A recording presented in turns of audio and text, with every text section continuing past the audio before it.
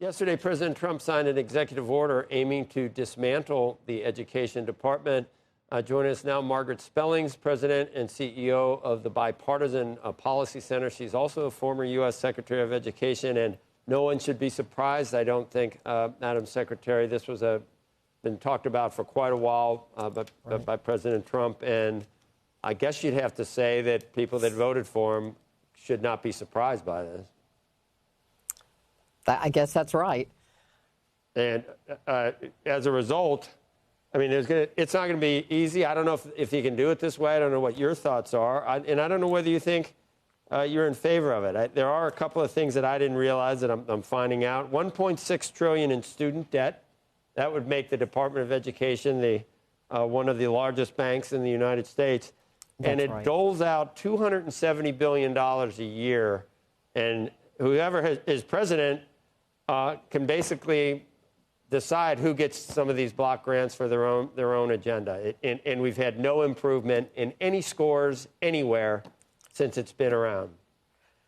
Well, that's not entirely true. And you've said a mouthful. There's lots to react to there. First of all, the Congress is going to have the last word on this proposal, obviously. It was congressionally created, and there are various requirements and remits for the Department of Education. President Trump has already laid off about half of the people at the Department of Education. It's college enrollment season, for example. Students are anticipating financial aid decisions. University administrators are needing to process those things.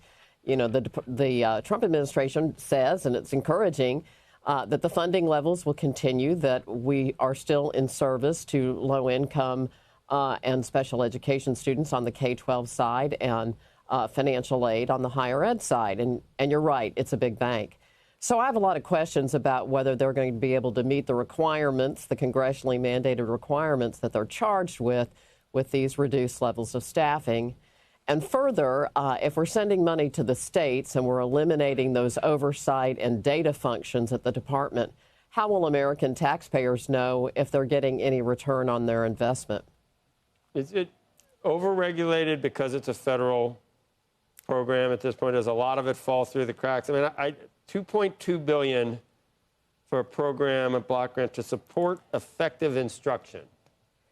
Those, you know, we're hearing a lot about federal mandates, one size fits all, you know, state control. States and local school districts are in charge of public education in our country. 9 cents on the dollar comes from them.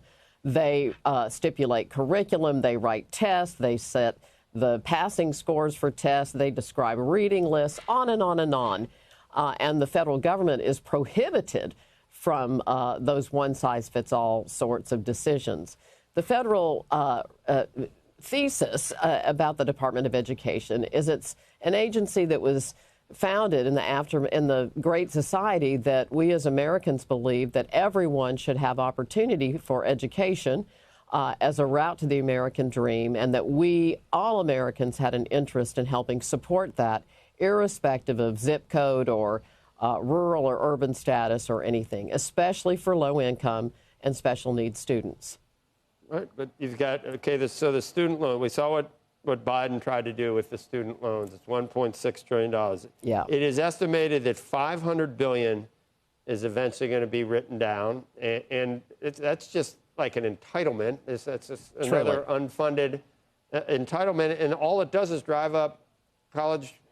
The only people that benefit are the universities to be able to charge more. So and that's why we need a federal role that can, you know, describe to students and to taxpayers what is the value proposition around American higher education.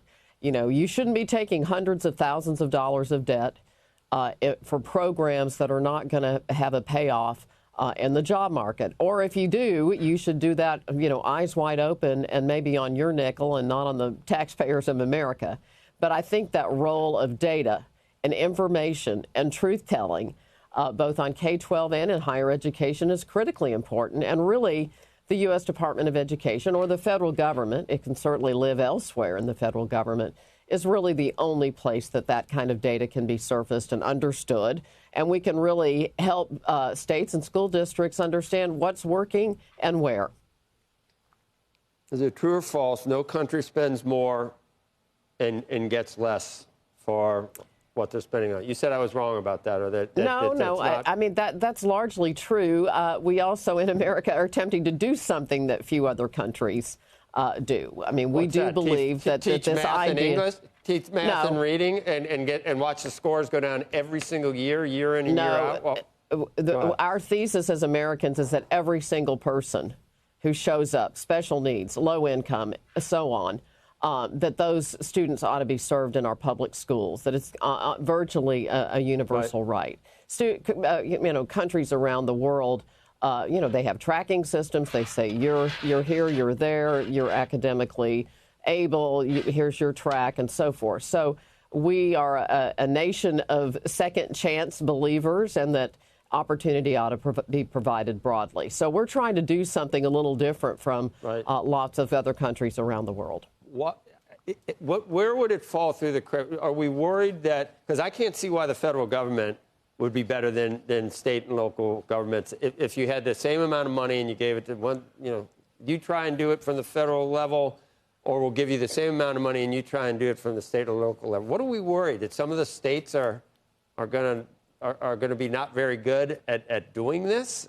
Well, they have proven, and look, I've worked around state legislatures around this country in many years in Texas. I mean, I'm a true believer in local control. I worked for a school boards association, and I understand that we shouldn't sit up here in Washington and try to describe that. But may I say that when we had, more accountability tied to this thesis around opportunity for everyone through these title programs, and we said, test kids every year in reading and math, report that data, and do something about the achievement gap. From 2000 to 2015, we were going in the right direction, and then we started to flatten and fall in the last 10 years. Why? And don't take my word for it. Just take a look at the data. Are we getting, for the amount of money that we're spending, what's every dollar? What do we actually get out of every dollar? Do we get 70 cents? Do we get 50 cents? Do we get 20 cents? What do we actually get, and where does it go?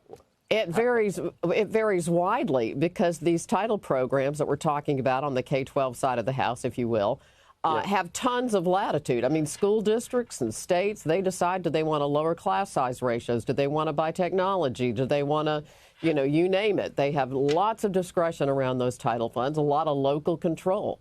It's not against the law for states to have high student achievement, and I don't know any governor who would say, well, we're not going to do it unless the federal government gets out of their business. They're trying to nurture and develop competitive workforces, and really the federal government is the last thing holding them back from doing it. In fact, the federal government is the one shining the light on, the data that President Trump cited, the data that you've just cited, comes from the federal government.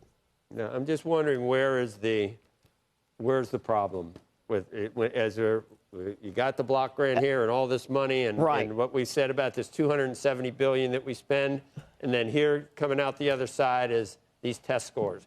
Here's the problem. Where is it going?